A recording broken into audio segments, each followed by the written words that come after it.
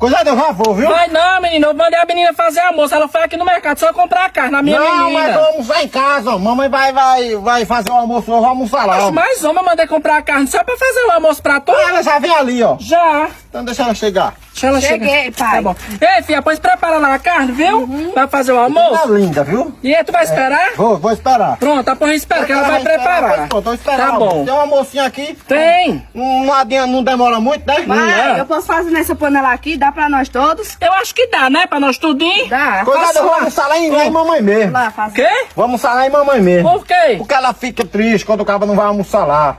Oxi. Deixa pro outro dia, viu, Coisado? Menino, espera. Não, deixa pro outro dia, deixa pro outro dia. Panela suja é pra pôr e quer.